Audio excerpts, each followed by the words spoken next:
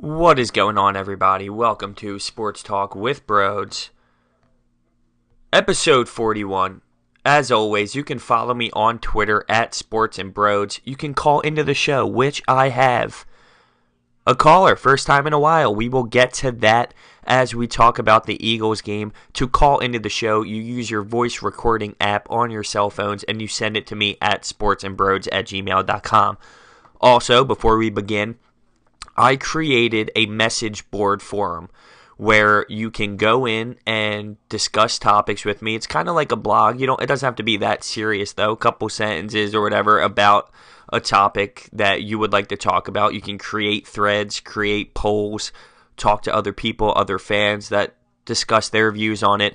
And that is at sportstalkwithbrodes.boards.net. I will put the link in the description. So, with all of that being said, the Eagles defeat the Dallas Cowboys last night, Sunday Night Football, 8:30 p.m., and they beat them 37-9. 37-9, another dominating performance. Let's break this game down. 9-1, by the way, may I add, 9-1. So clearly this is a huge game for the NFC East. I mean, if the Cowboys win, they're still kind of alive in the situation. We'd be 8-2. It would just be the Cowboys still have somewhat of a chance. But defeating them, huge for the NFC East. And it doesn't solidify anything, but it's pretty damn close. So the first play of the game, we kick the ball off, and they get a really great return that leads to a field goal. And this season, I understand how the Birds are. I accept it. It's okay. There's plenty of game left. We kind of do this a lot, I feel. I feel like early on they get downfield and they end up kicking a field goal because their defense stops them. Whatever. We'll move on. The Eagles get the ball. And an amazing drive downfield, as always, right? I mean, Barner gets the ball, makes a great play, makes a great catch along the sidelines, get both feet in. Ends up running the football in as well, which makes the score 7-3 on our first drive. It was beautiful. So Darby ends up making a really big. The Cowboys have the ball back. Darby comes back, plays great. I mean, this is the Darby we traded for Buffalo, gets injured, and now he's back for the Cowboys game, and he plays great. Early on, he had a really nice one-on-one tackle with Dez Bryant. And then it becomes 3rd and 7, close to our end zone. Personally, I believe he had a pass interference call. Darby did. It was way past 5 yards after the line of scrimmage. They did not call it. I'm not going to complain, but to me, that's an easy call. Pass interference. He extended his arms. He pushed Dez Bryant. But, hey, sometimes they're not going to call it. They're going to put the whistles away. Yesterday was a game when they put the whistles away. There wasn't that many flags. So we hold them to another field goal, which is 7-6. Now this is where it starts to turn. And I was getting upset. I was getting heated. I was actually pissed off, I'll be honest, for the rest of the first half. Let's go through it. McLeod gets an interception. Very excited about that. Doesn't lead the points, though, because Elliott misses a field goal. No points off the turnover. That's a problem. We got to cash in on those. For some reason, when we get close to that extra point distance, this man won't hit him. He struggles. He ends up leaving the game with a concussion protocol because he tried to make a tackle and he hit his head, and that affects the game. It definitely affected the game, but we will get to that. So here we are. Where's the run game in this situation here in the first half? I was pissed off. The run game wasn't there. We're trying to throw the football. At one point in the first half, at the end of the first half, we had 10 rushing attempts for 35 yards. I mean, we have all these dynamic backs. It's like we had dumb, stupid play calling. Seriously. That's what I felt like. At one point, Doug Peterson just abandons the run completely and then decides, you know what, the best time to run it here is on 3rd and 10. What are you doing? And we just get stopped.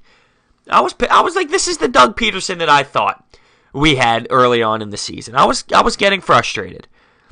Darby ends up getting an interception. Does not lead to points. You know why? Torrey Smith drops an easy first down play. Hits him right in his hands. Looked like Aguilar out there. It did. No points off the turnover again. And that's what great teams do. They cash in on turnovers. At the end of the half, with 14 seconds left, we got the ball back with a minute. We're trying to force something here. 14 seconds left. Carson Wentz dodges a bullet because it should have been intercepted, and they could have had the ball back in somewhat of a territory where they could have made some noise. So at the end of the half, it was 9-7. Dallas had the lead.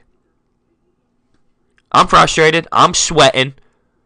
And I shouldn't have been, because what was running through my mind at the time is, damn, typical Eagles, typical Philadelphia, all this hype, and this is going to start the Kansas City Chiefs run that they are going on now. They are just going to lose it.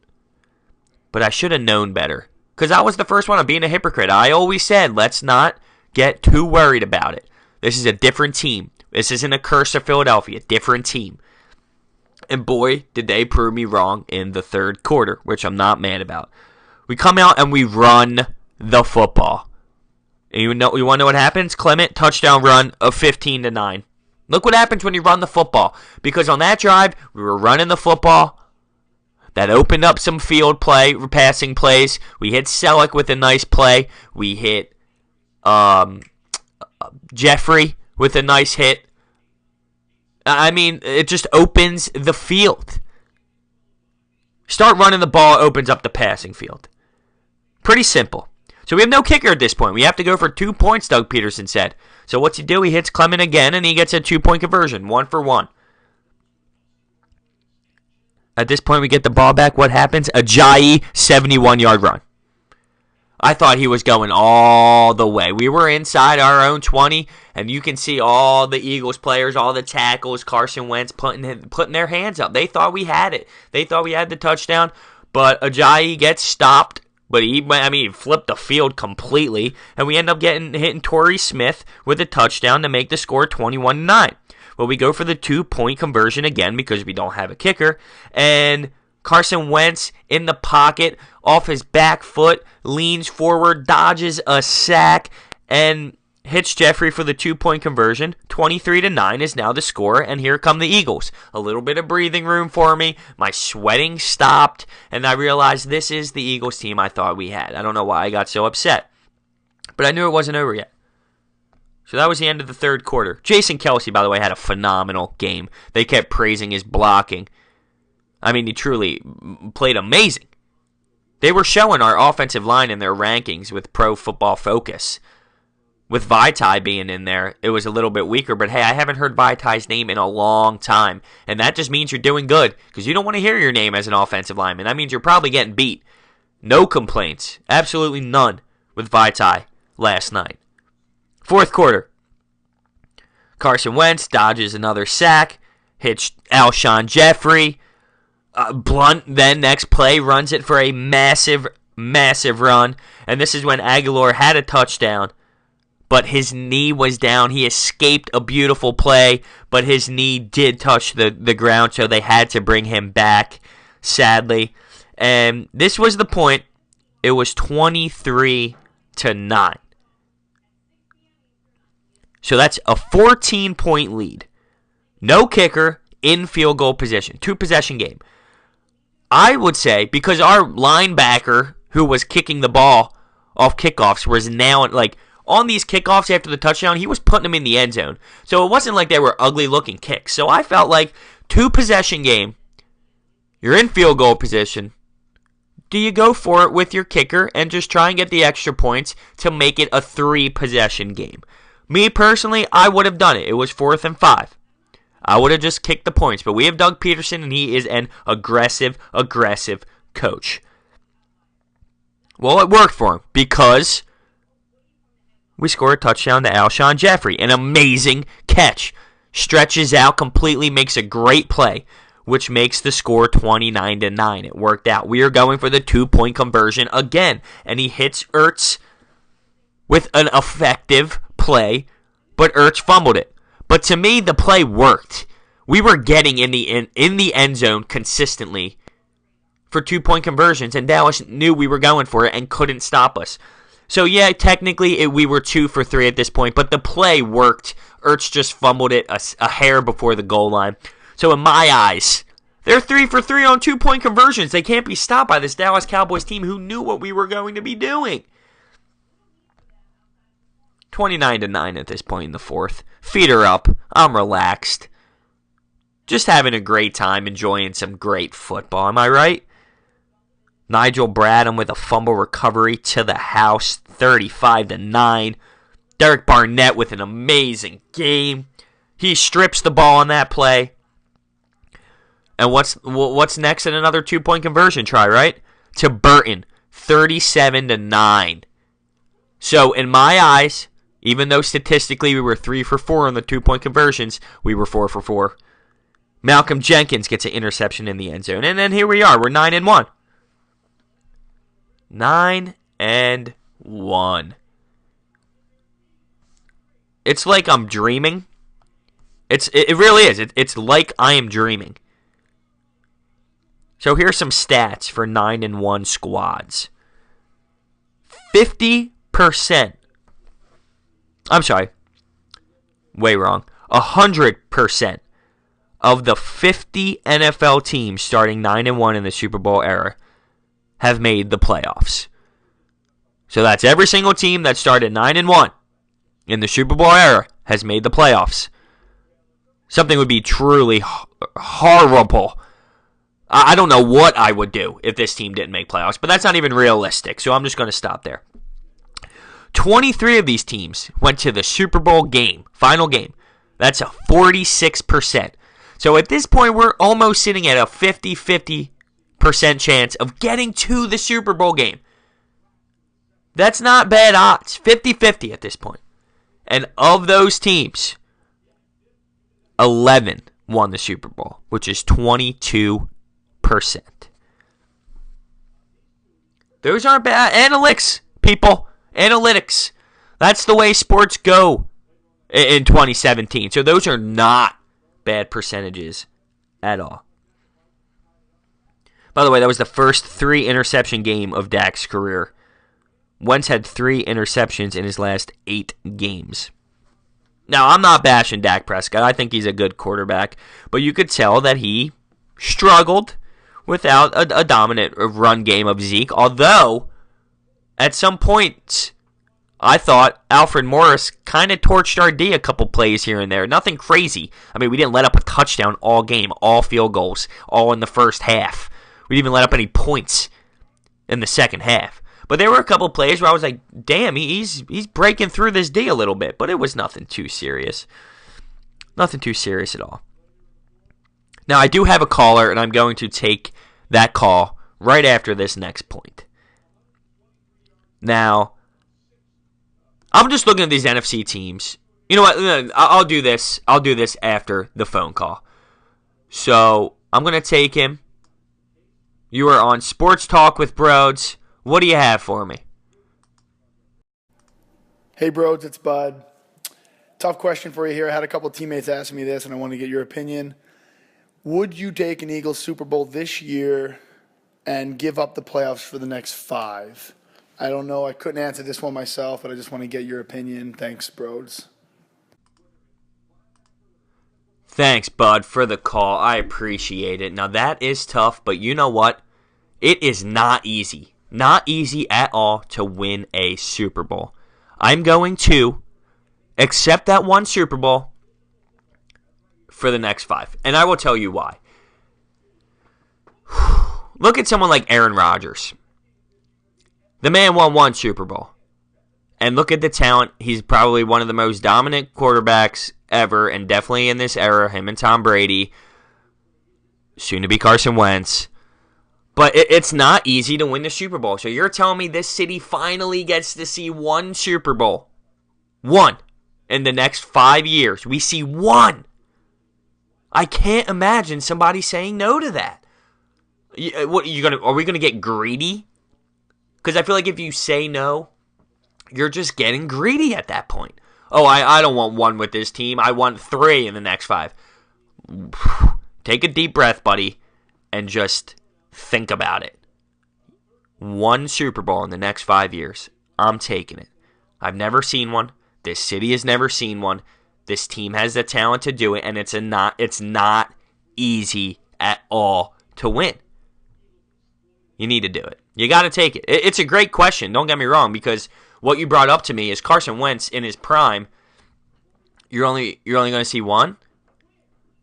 But when I make the comparison to Aaron Rodgers and look at the kind of talent he has, and for him to only bring home 1, I mean, it's not realistic to say that I want 3 of the next 5. It's just not. So I'm going with 1. Yes, I'm going to take it. And I'm actually tearing up a little bit just thinking that this is a true possibility. We have the Chicago Bears coming to town next week.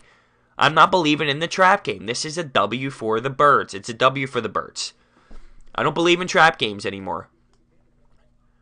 New season. I can't be getting upset like I just did on the bus. I can't be. I'm not allowed. Whew. Take some deep breaths, Brodes, before you start crying.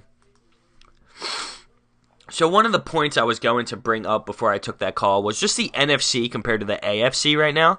And, I just feel like the NFC, I'm going to compare it to the Flyers for a second. Last year, the Flyers went on this 10-game win streak. But at the same time, so did like 4 other teams. You had Columbus on like a 15-game win streak. You had a bunch of squads that were just racking up these win streaks. And what it did was it really didn't help because, you weren't gaining advantage on anyone.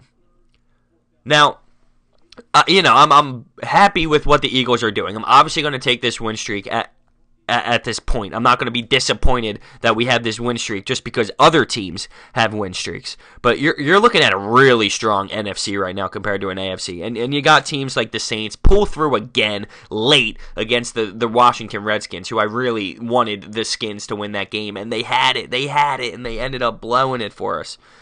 You have the Rams at 7-3, the Saints at 8-2, the Vikings at 8-2, Philly at 9-1. And let's read off the AFC because you have the Kansas City at 6-4. Jacksonville, who, you know what, their record 7-3, their defense is great, don't get me wrong, but they are far, far away from Pittsburgh and New England, who are 8-2. Both teams are 8-2. There's just a higher level of skill with this Pittsburgh squad and New England. So if I was those two are easily going to be in the AFC Championship game. I would be very surprised if not. But all the leaders right now in the NFC are scary. Let's break down what happened this past Sunday. The Bears had a chance to tie the Lions with a field goal at the end, 27-24. The Lions take it because the Bears shanked the ball completely to the right, and it wasn't even close. It wasn't even close. Poor Bears. That's what I'm saying. Next weekend, just another dominant performance. I'm going to put the feet up. I'm going to relax and be able to watch that game just like the game against the 49ers. We're not going to lose that game. I'm not worried. Ravens shut out the Packers 23-0. Did not see that happening. The Browns lose again. Is anyone surprised? The Jaguars win 19-7. The Vikings beat the Rams 24-7, and that's a statement. And watching the NFC and these top squads now, this was a game I was highly interested in. Goff with 0 touchdowns, 0 interceptions, and 225 yards. But Case Keenum is what people are talking about. The man threw for 280 yards, a touchdown. Thielen, 123 yards. His longest was 65 yards. He had a touchdown. He's finding himself. Is Case Keenum really the answer here in Minnesota? Is that the quarterback they're going to be going in the playoffs with? It's funny because with the quarterbacks, it's like it's either a top guy who everyone knows, who everyone believes in, or you're nobody. And Case Keenum right now is nobody, but hey, I can't not respect what this man is doing consistently, week in and week out. These numbers are legit, and they're 8-2. They got to ride this guy. The team believes in him. The coach believes in him, and he's playing phenomenal. So you can't just bash on him because he's a guy like Case Keenum. But hey, that was a statement game in this NFC. The Rams lose. They are now 7-3, and we will see how they respond to that next week. when they see the Saints at home. Big stretch here for the Rams. I mean, if they lose back-to-back and then they got to come, then the Birds, and they got to see the Birds, that could wipe them out. And I've stated that last episode, that they are, just because they're hot right now, they still have a lot of work to do because they got some squads who are in the same area as them, and they got to put in a fight. Let's keep moving along because this is the game that I was talking about with the Saints and the Redskins. Mikey Missinelli tweeted, the Saints lost because they thought the game was over with 6 minutes left, and it backfired. Kirk Cousins, 322 yards and 3 touchdowns, but clearly was not enough for the last 6-minute drives, 2 drives. Drew Brees was like 11 for 11, 2 touchdowns in those drives, 385 yards, 2 touchdowns, and an interception. Ingram rushing for 134 yards and a touchdown. Michael Thomas with 91 yards receiving. And they came back, and I was pissed because I wanted them to go down and lose. I wanted them to lose bad because out of all the teams, I'm afraid of the Saints, and I'll tell you why. Because Drew Brees knows how to get it done. He knows how to get it done, and that's the truth. He's been there before. He's won a Super Bowl. Let's look at this fourth quarter drives. They scored a touchdown with 2 minutes and 53 seconds left. Josh Hill, 3-yard pass from Drew Brees. 1 minute and 5 left. 18-yard pass from Drew Brees. And they get the 2-point conversion to tie it. And then they went in overtime on a field goal. They got the job done. Getting the ball back with 5:58 left. Now let's talk about a struggling, and I mean struggling, Kansas City squad who fall to the Giants in overtime, 12-9. People still have faith in Alex Smith. People still have faith in Andy Reid because, yeah, they're in a division, in a conference where they can realistically still make some noise. They're definitely not out of it yet, but wow, what happened to that squad? And finally, the Patriots roll over the Raiders in Mexico, 33-8. Not really much of a contest there. And then tonight you have the Falcons and the Seahawks. And by the way, I forgot to mention, not only is Richard Sherman out, but so is Cam Chancellor, which is huge for that defense and huge for the NFC. And I'm no longer afraid of Seattle and their defense. I'm not. I mean, should there be a reason to be? No. We're the Eagles. We're getting it done this year. Let's go, Birds, and let's move on. College football. One of the things I wanted to speak about was the Oklahoma-Kansas situation. Baker Mayfield goes out there, shaking their hand at the beginning of the game, and he gets disrespected. He ends up scoring 3 touchdowns and throwing for 257 yards. And when he was done, he was on the sideline grabbing his junk and yelling at opposing players. Now, I get it. In this day and age, that is totally not allowed, and people get butthurt about it, and that's just the truth. You can't be doing gestures like that where you're grabbing your junk and pointing at people. But, hey, they did to themselves, man. Kansas disrespected Heisman, pretty much in the lead for the Heisman right now, by not shaking their hand, thinking they're so big, bad, and tough, and then they lose 41-3, and you're talking smack, and the man throws for 3 touchdowns and has himself a day. You did it to yourself, Kansas. So, that's how I'm old school when it comes to that stuff because, I like the competitive fire of athletes, but, maybe it's a little too far, whatever, but in today's world, they're clearly going to make it a bigger deal than it probably should be. And UCLA and USC played Saturday night. USC wins 28-3, but let's talk about how many scouts were at that game. Because you have Sam Darnold and Josh Rosen, 30 scouts from 20 NFL squads, and 1 CFL team was there.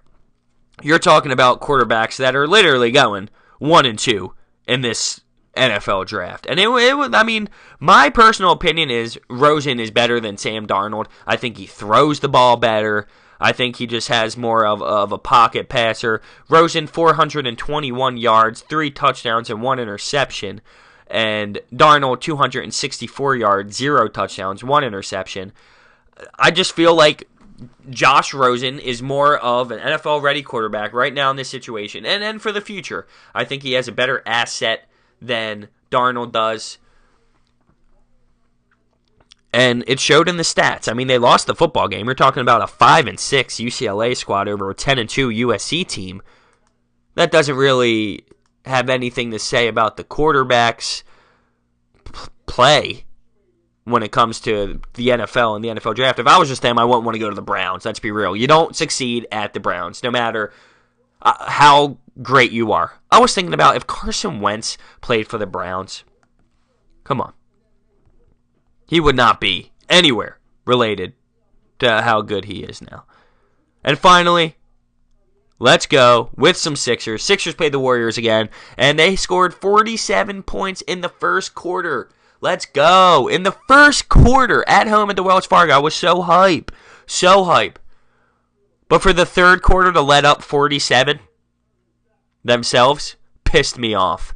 It did. It pissed me off. I thought that's the kind of stuff we need to finish and figure out how to win these games. And that's something Joel Embiid said after the game. He said, we will learn from it. We will learn how to secure these big leads. I mean, yeah, we're talking about the Golden State Warriors, a team that's realistically has the best opportunity to win the NBA championship again and who has won it 2 of the last 3. And I get it, but we're good. We're a good team. We need to figure out how to do this. You score 47 points. That's great. That's one of the biggest amount of points ever scored on the Golden State Warriors this season in a quarter. But to let it happen after halftime, too, that's when you're supposed to mentally prepare back for the second half. And you're going to let up 47. I was just a little disappointed with that. That's all. As I should be, though. I feel like I should be disappointed in that because this team is ready to win basketball games. Here's your stat line for that night. Kevin Durant, 27 points. Steph Curry, 35 points. Sharch, 13. Ben Simmons, 23 points, 8 rebounds, 10 assists. 12 assists, I'm sorry. Sharch had 13 points and 10 rebounds. He had himself a double-double. Embiid, 21 points, 8 rebounds. I don't know. Just a little disappointing. We're sitting at 8-7, and I understand what kind of talent we went up against. But the fact that we could put up 47 in a quarter, I mean, it means we have the talent to be able to hang with them. I mean, that's no joke. That's no joke at all. And to continue, the Cavs defeat the Clippers in overtime. LeBron had himself a night. He put the team on his back, and he's starting to do LeBron-like things again. As always, actually. I don't know why I said again. I'm looking for the game here. For some reason, it's not popping up. Here you go. 118-113. They defeated the Clippers. And here is your stat line for the GOAT. 39 points, 14 rebounds, 6 assists. Oh, it's a beautiful thing what LeBron James does. It's beautiful. And Lonzo Ball last night ends up dropping a triple-double, his second of his career against Denver. And he's getting a lot of praise for it, which is all great. Ben Simmons does this every night, bruh. Every night. Second rookie with multiple triple-doubles in a season for the Lakers, along with Magic Johnson.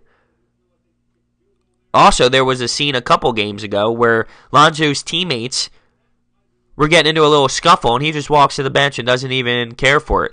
He goes, it's the NBA. No one's going to actually fight, and he walks away. Now, I get that. No one is going to fight, but it's part of culture. Hey, you're my teammate. I'm going to stick up for you. I'm going to do what it takes, to make sure that you essentially don't get your ass kicked. I'm here to step up for my teammates and to have my teammates back. That's all it's saying. You don't have to be in there and throwing punches, but I just don't like the way that he just turned around and walked to the bench casually, as if it doesn't matter that his teammates are legitimately in a scuffle with another squad. That's how I see it. But I also play hockey, and it's completely different because, there's fighters that step up for teammates.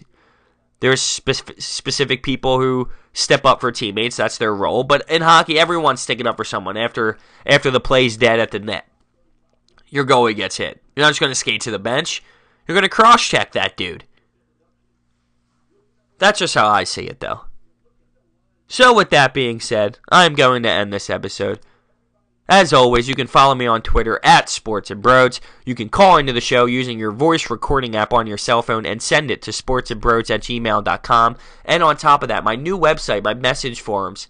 I think it's a great idea. You guys just have to come out, go to the website. It's going to be in the description of this video. It is sportstalkwithbrodes.boards.net. It's just somewhere where you can discuss sports topics with sports fans and me and everyone else who listens to the show, and you can just pretty much chat along and talk sports. Nothing wrong with that. So thank you guys for listening. I will see you next time. Have a wonderful day.